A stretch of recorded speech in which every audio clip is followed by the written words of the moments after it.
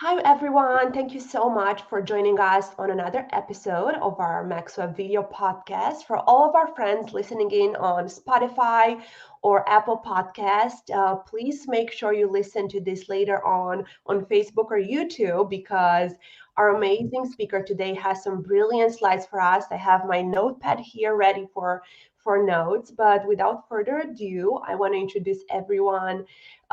Here is my friend Nick Coates. He's a brilliant marketer. He's been doing this for way longer than I have. I'm a big fan already. Nick, actually, please tell everyone a bit about yourself. I always find it much better than me trying to go through your history and your strong points. Yeah, sure. I appreciate it. I think for your audience, Anna, my background, I got my start at ClickBank years and years ago. I took a job as director of sales there, and it just opened my eyes to this whole world of performance marketing. This was back in early 2014, and then I just transitioned from there into being running my own business. I built my first business around influencer and business partner by the name of Thomas DeLauer in the keto space. It was an amazing journey with him. I built several more thereafter where we would just consistently scale businesses from nothing to 8 figures. And, in the journey of that and, flash forward to today, now we run an agency where we have a little over 30 brands that we do everything from media buying to optimization. We've got, almost 40 people working for us all over the world. So it's grown into quite the business now, but the journey's been fun. And along the way, we've learned a lot about, what to optimize in a business. And that's obviously what we're going to talk about today. But first and foremost, just thank you so much for having me on the show. I really appreciate it. And I'm excited to give a little here today to your audience. Thank you. That's why we always try to achieve, right? Just giving a bit back to the community. And, Nick is being very humble. He's so much better than a lot of the people that have tried the same thing, right? And we pride ourselves here at MaxWeb. We're always very honest with our audience, and we only bring on speakers that have something to share. We don't take any sponsorship posts, even though we were asked. We always just invite people that we know for sure have been successful due to their skills and innovation. So thank you. We are so honored to have you, Nick. I'll have some questions. So what we did, we'll have a bunch of our friends live with us today. And then because of the time zone, some of our friends will be watching the podcast later. So we took a few of the questions on Skype from some of our partners last night. And then if you don't mind, at the end, I'll ask you some of those. But I'll let you go through the slides because I'm very, very excited about those. And then we will nudge you with the rest of the questions back then. Absolutely. Thank you so much. All right. So let's get into, optimization and CRO and all of that good stuff. So a lot of people ask me when they're getting into conversion rate optimization, what do you optimize? Like what real estate matters? And we're going to get into all of that today. Like what matters in the customer journey and what are some of the biggest levers you can pull? But even more tactically, what skills you need to be good at optimization. And if you don't possess those skills, a way to sort of look for those, how to shore that weakness maybe up in your business to where you have a partner that can maybe help you with some of those skills. So that's what we're going to get into today. Before I get into that, we've worked with a lot of brands over the years. This is just a snapshot of a few of them. And the way that we do things just consistently works over and over and over again. And it's because we kind of reverse engineer problems back down to the root cause, a little bit the way like a mechanic would diagnose a problem in a car. If your car's not running right, you kind of work your way backwards down all of the things that maybe could be causing that until you get to that root cause. And then all of a sudden the car runs perfectly. But one little thing that's off and the car won't run right. And so this is what we do. We take a very mechanical approach to optimizing people's businesses. And it's not just optimizing a sales funnel, it's optimizing the entire business. So what does that mean? We believe that there's a core 4 things that every business has to have in order to run effectively. And I'll tell you what, guys, now is more important than ever that all 4 of these are working in perfect harmony with one another, because traffic costs are just going up. I mean, our Facebook rep, we did a review and costs have gone up almost 30% in CPMs over the last year to date, basically. Year to date, 30% rise in CPMs on Facebook. So if your business was, just to put that into perspective, if your business last year was running at a 10% margin, let's say Facebook was your primary traffic channel, you are no longer profitable in your business this year. If you didn't change anything, if you didn't optimize anything, if you didn't get better in any way, shape, or form, what you did last year, if you didn't have at least a 30% margin in your business, you are now not profitable if, for example, Facebook was your primary traffic channel. Now, I could say the same is true for any traffic channel. YouTube prices have gone up. Google obviously is an extension of that. Affiliates, the prices, as Anna probably can attest to, keep going up, meaning they expect more, right, to send traffic. And that is always going to be the case. Next year, traffic is going to be more expensive than it is right now this year. It is always going to go up.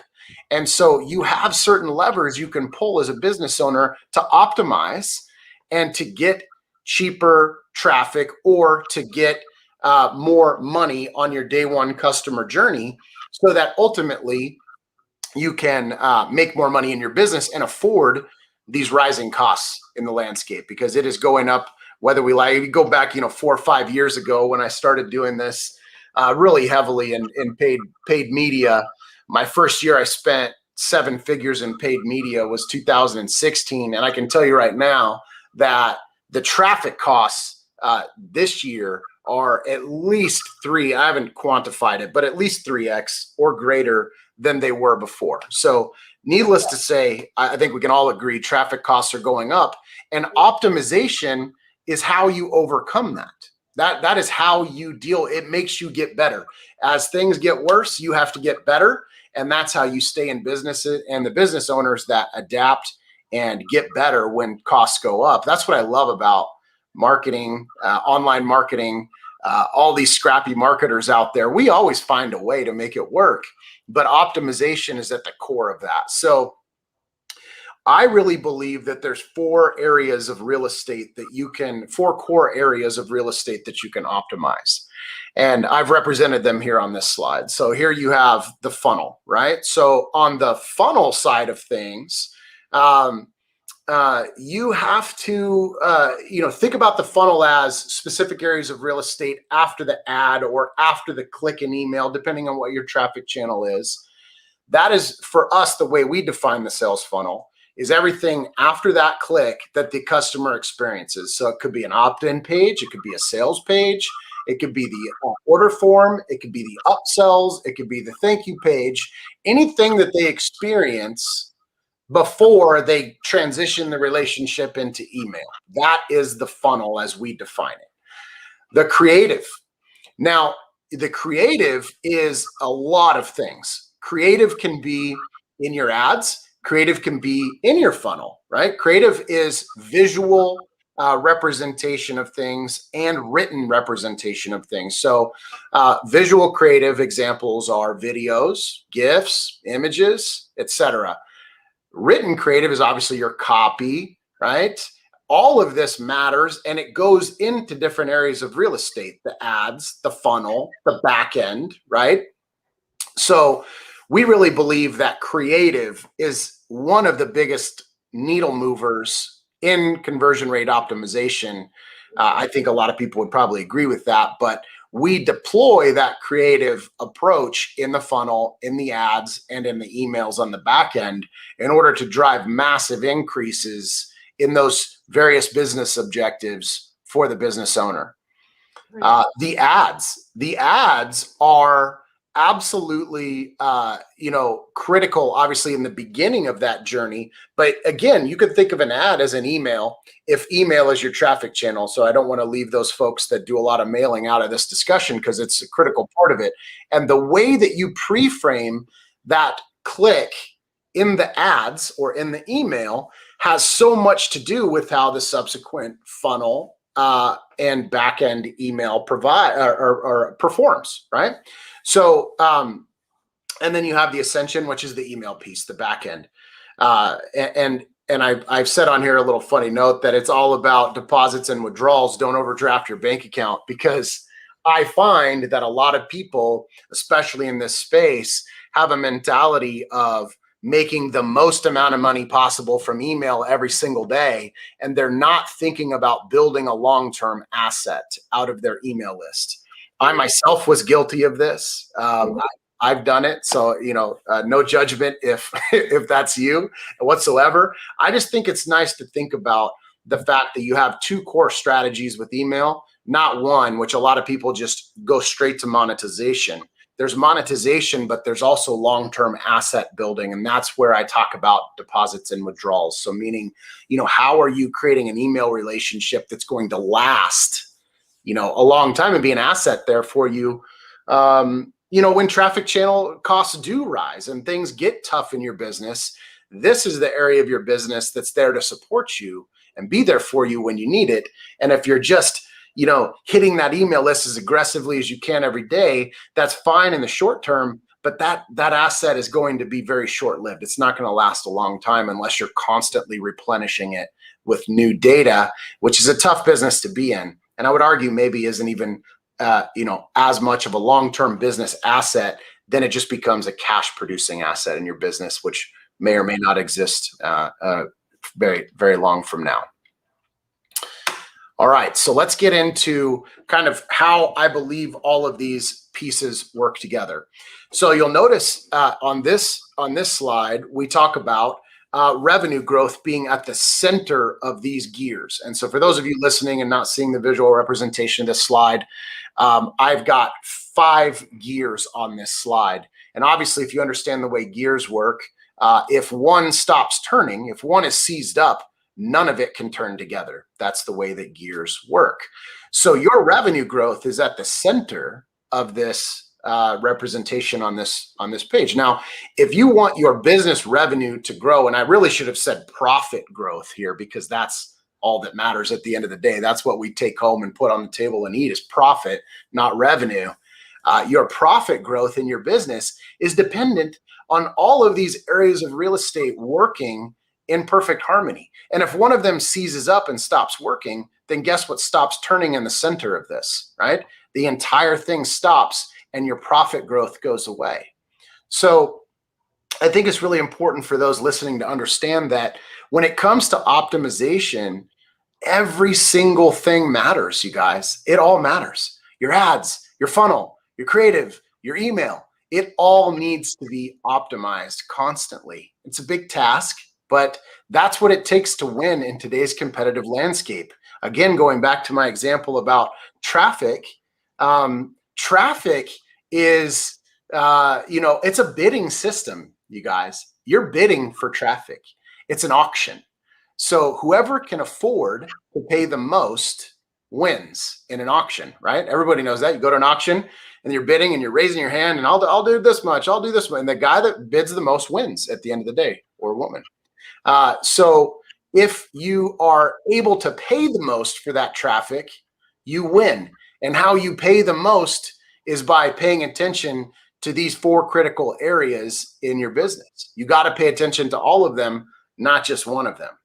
So that was a mistake I made early on, and I feel like it's important to share with you guys, and I hope this resonates with some of you, that it all matters. I know there's a lot of gurus that talk about you're this one thing away from making it all work. You're one funnel away, or you're one whatever way. The truth is, you're all of it away, meaning it all matters. Like if your business is not profitable, you need to be focusing on these 4 core components of your business and determining which one of them is the most broken, and then attacking that problem first and fixing it and moving on to the next one. So I hope this resonates with you and makes sense. I really believe that a lot of folks are not focused on the big picture, and then their profit just continues to decline. It goes down and down and down as traffic costs rise, as affiliate costs, to send you traffic rises. You're making less and less money, and you're probably banging your head against the wall and wondering what you can do. And the truth is, you can do a lot. There's a lot of optimization potential in every single one of these things. So let's talk about the puzzle. Actually, I'm going to skip a slide here. We're going to go to which piece of the puzzle might be missing for you. So I like to think about it like these questions that you can sort of ask yourself, which will identify which area maybe you need to focus on. Let's talk about the funnels for starters. Are you getting enough traffic to your website, but you're not able to scale? Meaning you're getting enough traffic there, but maybe it's not producing enough day one net AOV, right? Maybe your traffic costs are too high in that you could need maybe $10 more in day one average order value. And that could be all the difference in the world. By the way, a 10% increase or 20% increase in average order value could equate to a 300% difference in your business growth. Meaning, you might have an affiliate promoting for you, or you might be bidding for traffic on Facebook. Again, I don't care what the traffic source is, but the difference in your acceptable CPA being 10 or 20% higher might be the difference in you winning that bid, winning that auction for that person or that channel's traffic. So whether that's an affiliate or whether that's Facebook, remember, it's all about whoever can pay the most to win, gets the customer, right? They win the day when it comes to that bidding system. So on the funnel side, you really got to focus on which parts of the funnel are broken as well. Do you have a conversion rate problem? Or do you have a day one average order value problem, right? And those things together are ultimately what is going to make up your EPC or your earnings per click, right? So you're going to pay a certain amount for a click and you're going to earn a certain amount for a click. And obviously as a business owner, there has to be a delta there or you're not making money. So if you're not making money on those metrics, you really got to dive into where you're broken in that journey. Is it that your conversion rate isn't strong enough? Is it, and you can go upstream from that. Am I getting enough people from the sales page to the order form? If the answer is no, then you probably have some sales messaging that's a little bit off. If you're getting people to the order form, but they're not converting, right? Maybe you haven't put certain elements on that order form that make that person feel comfortable about doing business with you. If you're getting them through the order form, but your day one average order value isn't enough, well, now you've got an opportunity to optimize your upsells or downsells and that customer journey post order form. So there's a few core questions you can ask yourself on the funnel side of the equation to determine, is that where you're needing to focus the most right now, right? And once you determine that, the creative is what is going to unlock that piece of real estate performing better for you. So identifying which parts of that page are stopping it from doing well. I'll give one example because we don't have time today to talk about every single piece of the funnel and what you can do at each little individual step, but I'll give you one example. We take a top-down approach to conversion rate optimization. So meaning the above the fold real estate generally can move the needle the most in your business. There's elements above the fold that we test that can swing a business 200, 300, 600, 800, 900% in terms of performance. We do it every single week for clients in our business, and we do that by taking this sort of systemized approach top down. So when I say top down, I mean the very tippy top of the page. This could be your header, right? Maybe there's a headline below that. Maybe there's a hero image or a video. Maybe there's a sub headline. Maybe there's a button, right? All of these areas of real estate are testable areas of real estate and make a massive impact. Now, here's where a lot of people only get small wins and never really huge wins with conversion rate optimization. The way we get 700, 800, 900% increases is by testing different page recipes. So that's probably something you guys have never heard anybody say in the conversion rate optimization space, and I'll explain to you what that means. So a page recipe is, let's say you have 3 elements above the fold of the page that you want to test: headline, hero image, and subheadline. We'll just keep it as those 3 for right now. Let's say you have 3 ideas for each of these 3 elements that you would like to test. 3 different possibilities. So mathematically, that's 27 possible combinations that that 3 by 3 could create for you, right? Well, you can't really responsibly test through 27 page variations unless you're one of the biggest traffic providers in the world, like unless you have a ton of traffic and can reach statistical significance, it's tough to test through 27 different page recipes. So what I encourage people to do, and it's really simple, go to Google Docs, create an image of above the fold of your page, highlight those 3 different elements, and then work your way through the different ideas you have for those 3 different elements, and then come up with what you believe are the most powerful 3 combinations or 5 combinations, depending on how much traffic you have, that create a recipe of a page. So the reason I don't want you just to test a headline or just test a subheadline is that the relationship of those elements moves the needle faster than the elements by themselves. Brilliant. So there's a relationship between these elements on a page, and most people in conversion rate optimization don't understand that. A powerful headline, subheadline, and hero image that works together in a special way can produce an amazing outcome or an amazing result that a single variant headline test would not have produced. And so what I want you guys to do, if you're going to test this, is leverage some software. There's a lot of them out there. Leverage some software like, VWO or CB Split or any of these types of software. Come up with these page recipes and then split your traffic equally to your control and then to these different page recipes that you've created. And if you do it this way and you're dedicated to doing that, it's usually within 2 or 3 testing cycles of this that we can have some really big home runs where we're hitting like hundreds of % increases in page performance.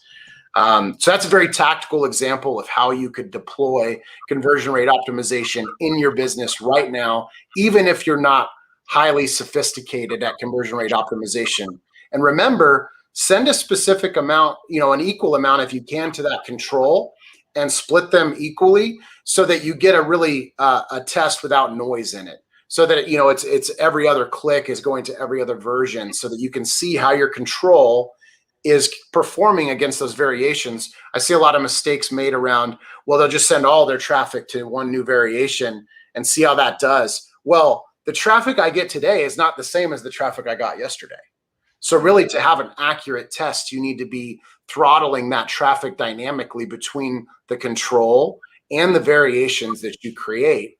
And then it has to reach statistical significance in order for you to make a decision. So that's just kind of like a basic 101 on how right now anybody listening could set up a test in their business to do conversion rate optimization on a sales page, for example. I want to go upstream of that one click though. Let's talk about the ads. Let's talk about the creative specifically in the ads. Mm-hmm. Another area of optimization a lot of people don't pay attention to is I'm paying a fixed amount for this traffic, right? Let's say it's Facebook, for example. Let's say it's a $50 CPM that I'm paying to Facebook. That means I'm paying $50 to get my ad in front of 1,000 people. If 1% of those people are clicking on my ad and going to my sales page, right? I've paid $50 to get, what would that be? A half of a click, a half of a person. So that's probably a bad example. But you get the point. You have a fixed cost that you're paying to get that traffic served to somebody. Now, let's say I double that click-through rate. Let's say I put some great creative, again, on this missing pieces of the puzzle. I got some great creative that I want to put in front of that ad. I want to test some different hooks and angles and visual creative stills, images, GIFs, etc. that might click better. It might resonate better in a news feed or scroll stop somebody, right? And get them to click over. And I get that conversion rate, or that click-through rate, I'm sorry, on the ad to a 2%. Now, I'm talking about unique link click-through rates here. So, let's make sure you're looking at the right metrics in your ad account. But the point is, if I double my click-through rate on that ad, I still only paid $50, but I got twice the amount of traffic to my sales page, right? So that is another huge area of optimization that a lot of folks miss. They don't think about this and zoom out and look at, oh my gosh, could I maybe have a huge win in my business if I just got twice the amount of people to click on the ad? That effectively, if all your other metrics held, would double your business, right? That would absolutely double your business for the same amount of money. So that could be a really good area for you to take a look at.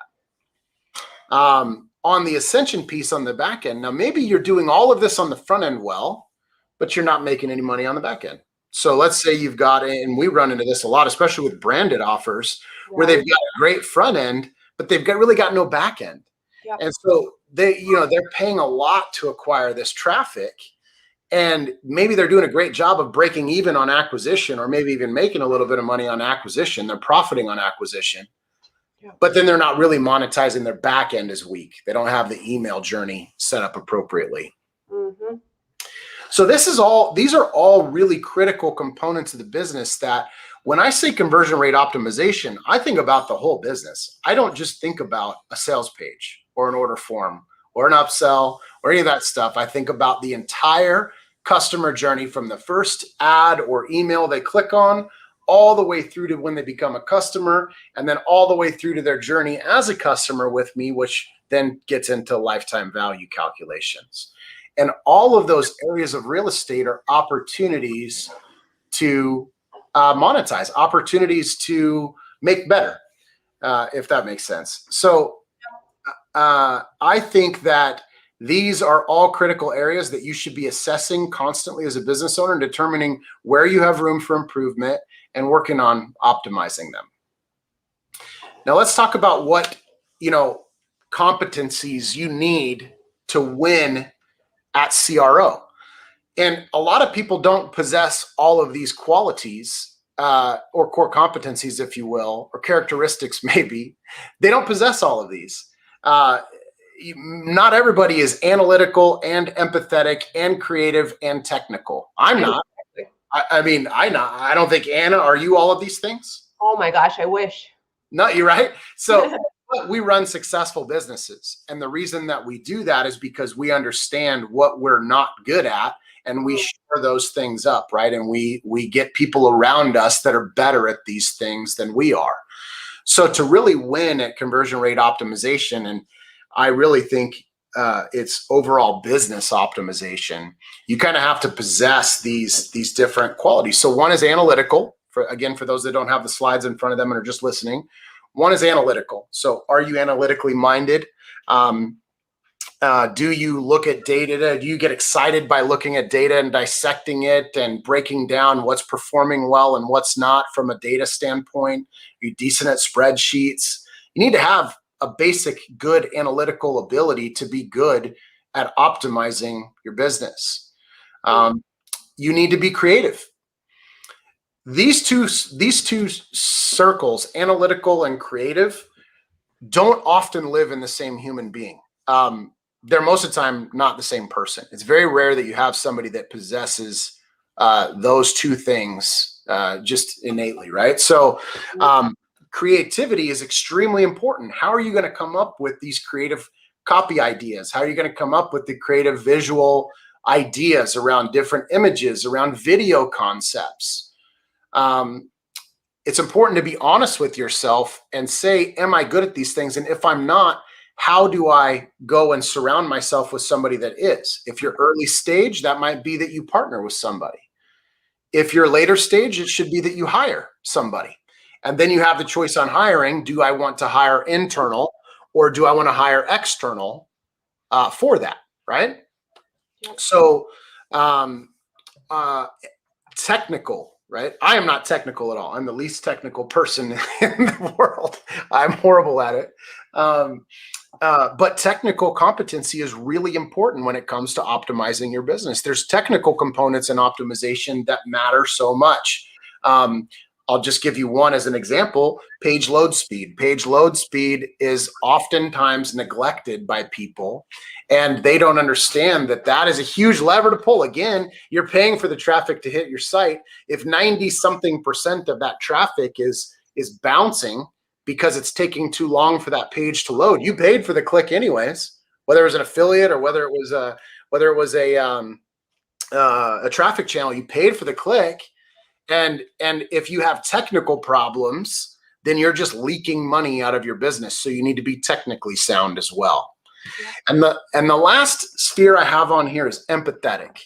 And I thought a lot about this in a way to put this that would resonate with you guys. And I think a lot of folks really don't consider this when it comes to their business, but it's, if you want to be great at optimization and optimizing your business, you have to be empathetic. You have to be able to put yourself in your perfect customer's shoes, to think what they will be thinking and feel what they will be feeling when they go through the customer journey that you've built for them, to anticipate their objections, right? To think about how to overcome those objections, to think about their experience on the back end in email and what that feels like for them. Are you making more deposits than withdrawals? I find a lot of business owners lack empathy. And so again, I think this is a critical one. I would challenge everybody. Nobody talks about it very much, but you need to be empathetic and think about that journey that your customers are experiencing. And if you can, the more empathetic you can be, the more you can put yourself in their shoes and imagine yourselves as them, the better you're going to be at architecting a journey that matters for them, that ends up in a conversion and ends up in a win-win for your customer and for your business. Yep. So that is it. That is I think we're at time. If I'm not mistaken, you told me to target 20 minutes. I think I might have hit it perfectly, roughly. Perfect, as always. Yeah.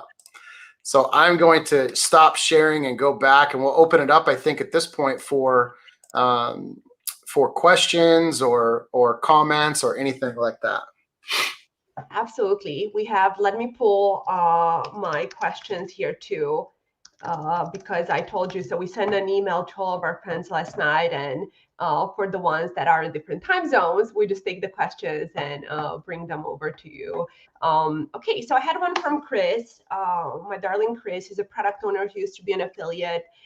So Chris is asking, basically, I've been doing everything on my own. What would be the first person I should hire to grow my business? So he has a product. He is technical, going back to one of your slides. So he was able to build a fantastic funnel. He has the fulfillment. He has a bunch of affiliate friends. But to grow, what would be the next person he should hire? Because obviously you were able to grow and hire smarter people to do what you do. So should it be an accountant? Should it be a CTO? Should it be, I don't know, someone very analytical, like a COO? What do you think from your expertise?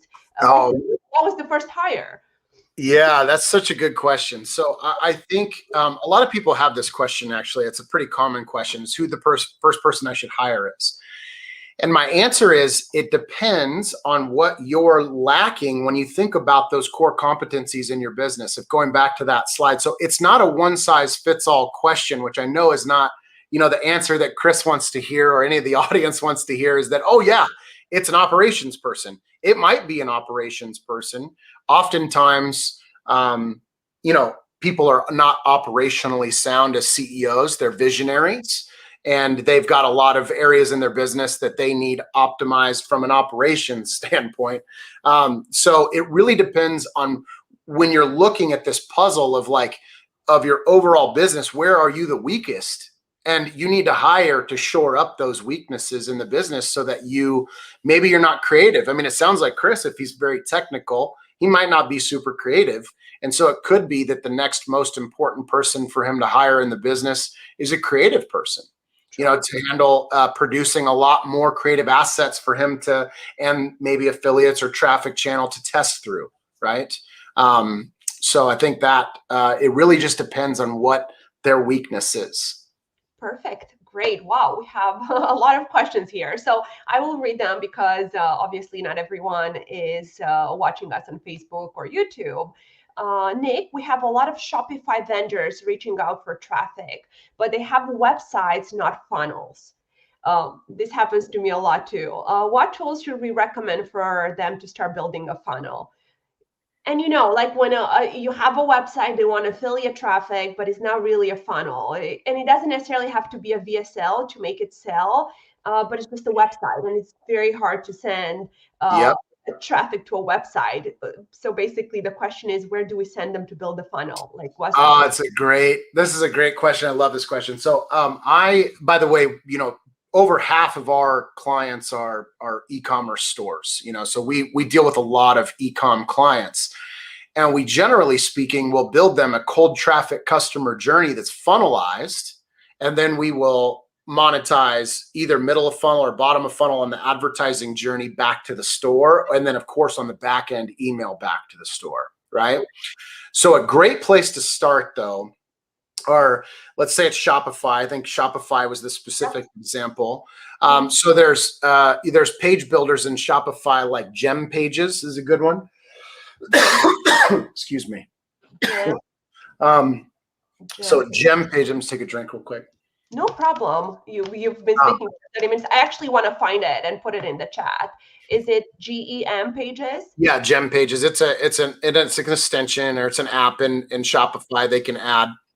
But that'll build a lander in Shopify. So, and then Zipify is another one that's pretty good too. They have different strengths and weaknesses with both of them. You'll just have to evaluate and see which one you like. But obviously, with now Shopify having native one-click upsell, that's a possibility too. Now, there's another journey that we'll build out for clients, especially in the supplement space. Some of our biggest 7-figure a month clients are built this way. So we'll take a lander in Shopify built on Gem Pages or Zipify. We will push the buy button customer journey to a ClickFunnels cart, and then that gives us the ability to do all the dynamic upselling and downselling that we want to do. And then we'll use a third-party tool like App Trends to pass the data back into Shopify for fulfillment. So really, when it comes to this question, you want to build a journey, though, that business owner that has the least amount of impact on their operational side of their business. They've spent a lot of time and energy and effort building out how to do fulfillment and all of this in their business. So as a service provider, you need to build a journey for them that helps them do business as usual as much as possible, but then it has a much higher conversion rate. So for example, you could do the 1, 3, 6 bottle buy options, plumb those 3 different buy options to ClickFunnels carts, right, to cart pages, and then go through an upsell and downsell journey and then pass the data back into Shopify. So now you as a Shopify or as a service provider have built a journey that plugs right back into their ecosystem and fulfills flawlessly.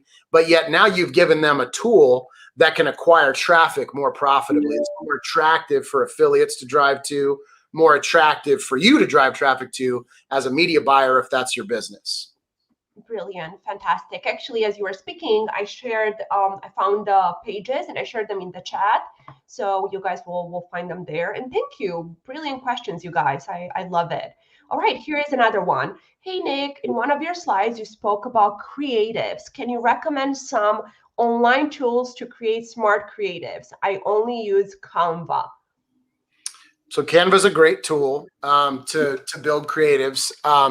Another one that's free that a lot of people don't know about is called Lunapic, Lunapic.com, I think.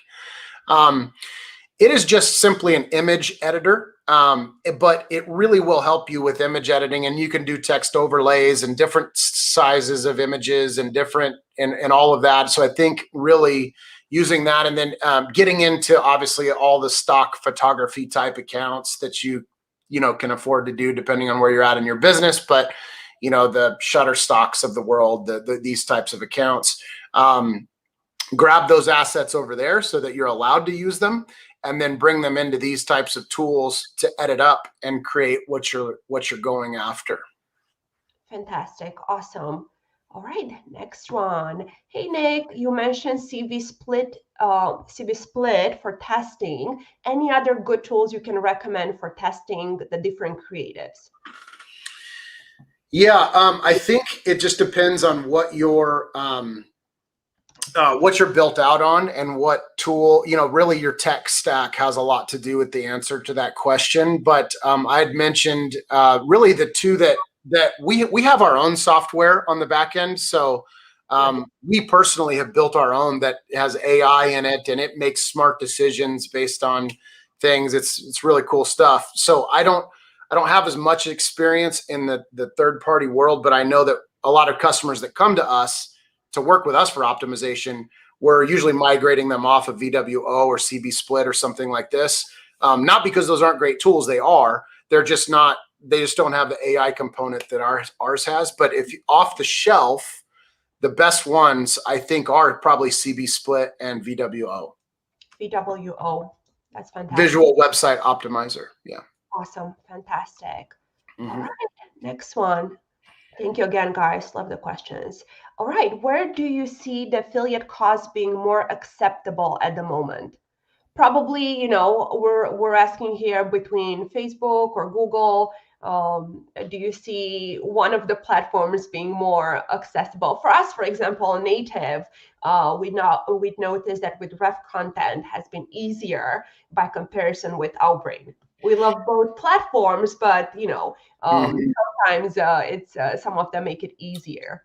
Yeah, I would say as a rule, we go where the strengths of the business are. So in other words, if we have a business where we've got the ability to produce a lot of video creative that will convert really well, we'll go to YouTube with that because that's obviously a video-based customer journey. The sales page also needs to have video on it. Basically, you have to keep them in a video consumption mindset in order to sort of like, or a video consumption modality in order to create a conversion that you want in that traffic channel. So I would say there, it's not a hard and fast rule that Facebook's better than Google or YouTube or et cetera.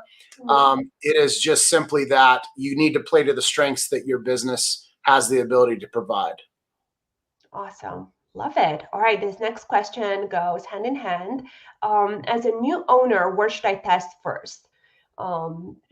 So I think the question comes because a lot of people think Facebook is the easiest, but for some of the owners, it's easier to buy a CPM, or if you have your own list, do email traffic. But from your expertise, what do you think? You're a new owner, you're confident you have a good funnel.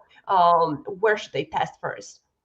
Yeah, great question. So I think for me, I've always liked Facebook the best. Now, again, this depends on your offer. If it's a highly aggressive offer meaning it has like very aggressive sales copy and stuff like that, that's probably not the best place because you're just going to get shut down, But from a targeting standpoint, if you're new and you don't have a list and you don't have any assets, Facebook gives you, in my opinion, the best ability to target a very specific. You can layer targeting in and go after your perfect customer avatar.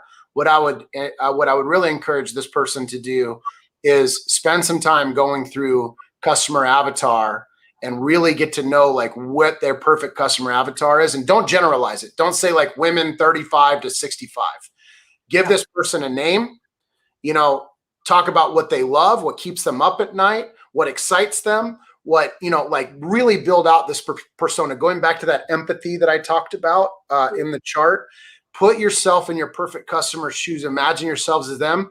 And then where they are going to live the most is where you should be looking for them. In other words, if it's a millennial that's like sub 25 years old, you probably need to be focused on Instagram, not Facebook, right? So it really just depends on your perfect customer avatar as to where you go after. But generally speaking, Facebook's my favorite place to start. Fantastic. Yeah, and it's not so difficult, from what we've noticed. I mean, even building a quiz funnel or something easy, it works wonders. All right. I don't know if you can see the questions in the chat here. We're going to take Mark's. Yeah, you're next. Etsy and ClickFunnels, what the best way tripwire sales funnel? I think Mark is asking us what, the question we had earlier, building a sales funnel for Shopify vendors. Do you have any idea what ClickFunnels vendors should be using for, although ClickFunnels is already a sales funnel, right? So yeah, I think the best way to build a tripwire or sales funnel, I think what the wording is slightly off on this question. I think what they meant to say was like, if I'm driving traffic to Etsy using ClickFunnels, what is the best funnel or best way to drive traffic there? Again, what I would do is there's no best way. There's no hard and fast best way. This is based on your market research about who your perfect customer is. I think I see it says driving traffic. So if you're going to drive traffic to a ClickFunnels funnel that is going to end up landing on Etsy for a purchase event, is that right? Can you confirm that as my assumption here? Let's see if you can comment back in. I don't see the comment. But anyways, if that's the case, I would architect a customer journey that really pre-sales your product if you're going after that product sell in Etsy in the right way. So he's saying yes. Okay, perfect. Yeah. So what I would do, I wouldn't build like a quiz funnel or something like this. This is a product sales funnel. So I would have product centric ads going to a sales page that really talked about the problem that this product solves in the marketplace, maybe your unique story. I don't know enough about it yet to really like obviously tell you exactly how to build, but I would go add to sales page to Etsy for checkout. And that sales page, you want to use that page to overcome objections, drive benefits, give testimonials of people that love it, really get them excited about it, and then give them a reason to click now and buy now. Maybe it's a promotion, maybe it's a percentage off, maybe there's a timer on the page, something like that, and then drive them to that Etsy page for a checkout. That's fantastic. Nick is just sharing information that, other people pay a lot of money to go through a course and have the, the CPA and testimonials. So thank you. I love it. Honestly, that's why we do this, to actually share some, valuable information with our friends. Sure, 100%. I have a question too. Sorry, guys. I mean, come on. Spy tools. I'm always so curious to see what type of spy tools my friends are in the industry are using. We use Plexity, for example, but any other ones that you find valuable. And we think spy tools are helpful because obviously never copy content is the silliest thing you can do because you drive the CPMs up for everyone. But it's just beautiful to see what other brilliant marketers are doing. So do you guys use any spy tools at all? We do. We use like SpyFu, and we use SEM Rush, and they're more enterprise probably level tools out there. But yeah, we use those to do competitive market research and keyword research and all of that. And when we're getting into our competitive research, we'll obviously get into our competitors' funnels. We'll purchase them. We'll get into their back end sequences. We'll visit their sales page, but abandon, visit their cart, but abandon to see what their retargeting sequences are like. Obviously on Facebook, you can look at their ad libraries on Facebook specifically. Some of those other tools I mentioned are better at spying on more of the Google centric journeys that people have, for their business. But those are tools that we use on a regular basis, Anna. Awesome. Got another one from Skype. How much money should I set aside for testing a new offer? Or, so what Matt is asking here, even when you hire an agency or you test your own offer, you need some budget aside. And we always say this with native. I mean, people always think, you're going to lose money. And it's not like that. You need to set money aside for proper testing. So what do you think? What's a reasonable amount? Yep. Build your offer without going overboard, but still understanding that you need to test. What's an amount, you can give a range to? I like to use the rule of thumb. And again, this is subjective, like it could be different, but the general rule of thumb is 5 times your front end product price conversion value daily. So in other words, if you've got a $20 front end product price, you should spend at least $100 a day testing to figure out if that offer's got any legs. If, for example, your front end price was $200 and you were only spending $100 a day, you're not really having a chance to get enough data, through that sales funnel to determine. It would take you days to get a conversion. And the problem with days to get a conversion is that no 2 days of traffic are the same. So it's really hard to optimize if your conversion events are really far spread out. It could just be that you had a better day of traffic or a worse day of traffic. And so I like to get enough traffic in one day on the offer consistently that we can make good decisions on optimization. That's a decent amount. I agree. And, you shouldn't start with $200, $300 until I think that's an amount more for actually getting traffic once you have some data.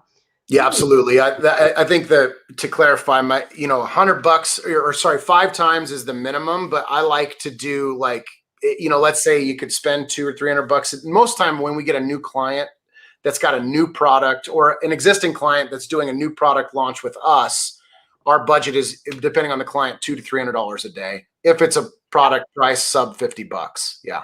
I agree. Yeah. Amazing. I don't know if you know this, but we've been doing this for almost an hour. This tells me that we need to have Nick back, right, guys? Do you agree? I know everyone is there in their seat. Yes, please. And the awesome thing about Nick, this is just one of the topics he is excited about. So we can get a bunch of new ones for you guys. But one more question for me, Nick. Yeah.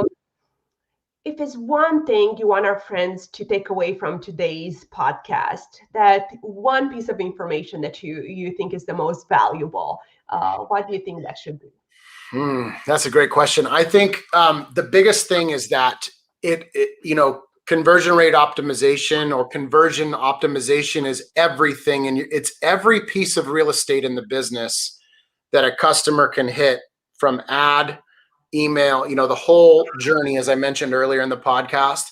I would love everybody to take that away today, that it all matters and that you can test and optimize all of that real estate to have a massive impact in your business.